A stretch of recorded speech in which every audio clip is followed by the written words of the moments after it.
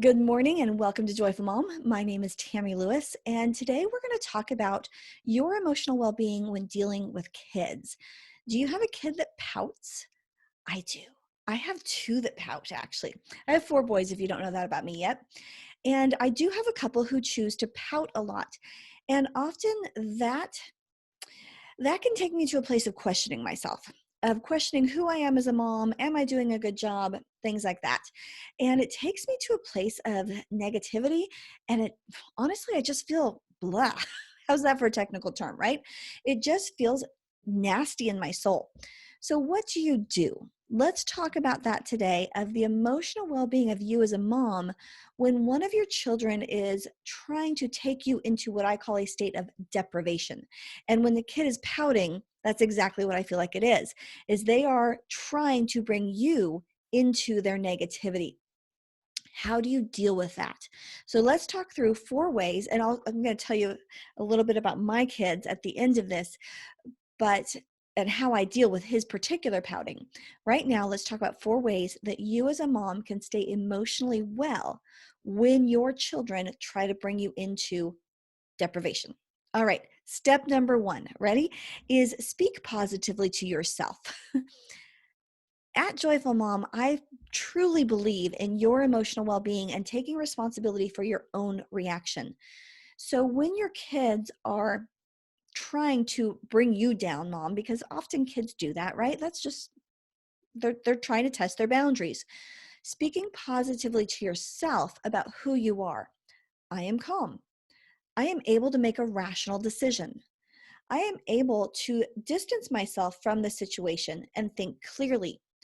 Those may sound silly to you, but when you start speaking that, because at the moment you just want to explode sometimes, when you start telling yourself who you are and how you want to parent, make a list ahead of time. Totally a good idea. Get a 3x5 card, decide how you want to handle a situation. And in that moment, you take that out and you start practicing those, speaking those things out loud. I am calm. I am confident. I am able to handle this respectfully. You speak positively about who you are, and you will handle the situation better. Step number two. So, first one was speak positively to yourself. Step number two is parent with boundaries. When you know and you have set the boundary ahead of time, it is so much easier to let your child make a right or wrong decision. When they make a bad, what you would consider a bad decision, if you have clearly set the boundaries ahead of time, sweetheart, if you choose to disrespect me, then this is what you're choosing as a consequence. Bedtime 20 minutes early, no snack for the evening, whatever your consequence is. I'm not here to tell you that. What I'm here to say is if you have set it out ahead of time very clearly, then that leaves that decision into your child's hands of I choose good, I get good. I choose poor choices, I get negative consequences to it. That allows them to go, oh, I'm responsible for my own actions. And when you simply say, you know what, you made this poor choice, you spoke very disrespectfully to me 20 minutes early for bedtime, and you enforce it, if that was the choice of the consequence you chose, then they will learn that lesson. Now, there will also be the positive, right? You speak respectfully to me. Guess what?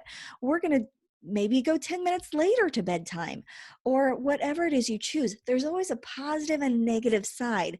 Consequences are not always negative. There are positive consequences in life. Implementing those are a great way to hold boundaries with children. Okay. And do you see how that's so much easier to talk through with your child? Less emotional, less reactive. Great way to stay in an emotionally well place as a mom. A third idea, I guess these aren't really steps, a third idea of a way that you can stay emotionally well when your child is trying to drag you into that deprivation state is to take responsibility for your own actions. Sorry, that came out wrong. Take responsibility for your own reactions to your kids. Often, what I find that moms do is something will happen in their family and they explode and get angry. And I'm guilty of this too. I do this often. I explode and get angry, and then I go, oh, that kid makes me so angry because da da da da da. Well, What about I got angry because I felt disrespected? It does not give the child the freedom to do that. But what it is, are you taking responsibility for your reaction to them?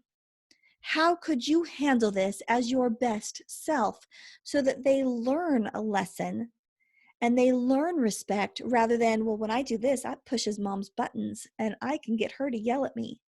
Because I tell you, a lot of kids want to do that. That's their goal. And we've just given in.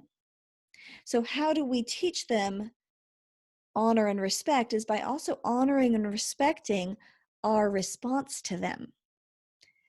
Doesn't give them the way out. It doesn't just say, shh, kid, do whatever you want. I'm going to still just stay calm. No, you stay calm with boundaries and you hold those boundaries. But choosing your own reaction of, I am going to, just like we talked, speaking positively, I'm going to handle this calmly. I'm going to do my boundary or implement my boundary in a calm fashion, right? So you get to take responsibility for how you react. If you're going to overreact or react with rational, good emotional decisions. All right.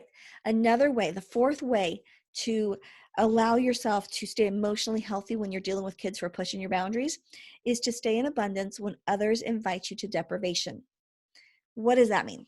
That sounds all, yeah, it does. Stay in abundance when others invite you to deprivation. Let's go back to that pouty kid, right? I've got two who choose to pout often.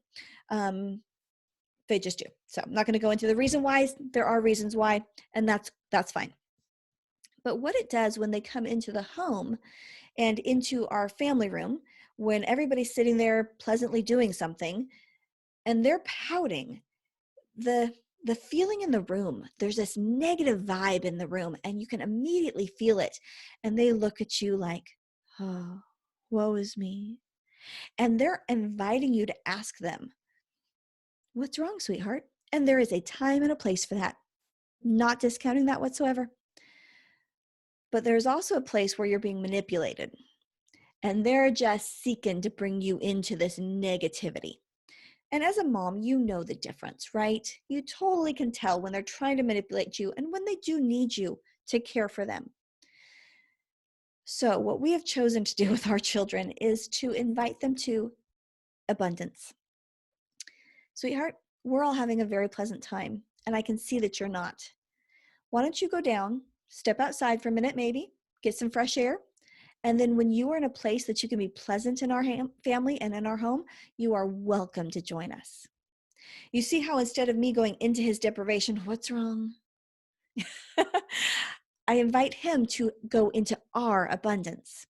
And what happens? He usually steps away, goes, takes care of himself, gets some fresh air, and comes back. And then we're able to talk and we're able to be pleasant. And then we're able to sit down and go, hey, what was it? What was the deep issue that you were dealing with? What was going on? And then he's able to share from a better place of abundance rather than trying to drag me into his, great technical term, yuckiness. Okay, so 4 ways. That's not the be all end all. There's many ways you can stay in abundance or stay in an emotionally healthy place, but these are the 4 that I wanted to talk about today. Is speaking positively about yourself, parenting within the boundaries that you set, taking responsibility for your response to them, and then also inviting them into abundance rather than you going into their deprivation. If you would like to go deeper with me, I go into this very deeply in my course, Taking Control of the Chaos. We talk all through emotional well-being of mom, talking through your inner voice, how to keep your inner voice positive, how to seek clarity of who you are. I love the course. It is right now being offered. Go ahead and join the registration link. You'll find it right below this. It's just a deeper talk. And if you want to go deeper with me, I would love to do that. So Taking Control of the Chaos, the registration link is right below. God bless, and I hope you find joy in your journey.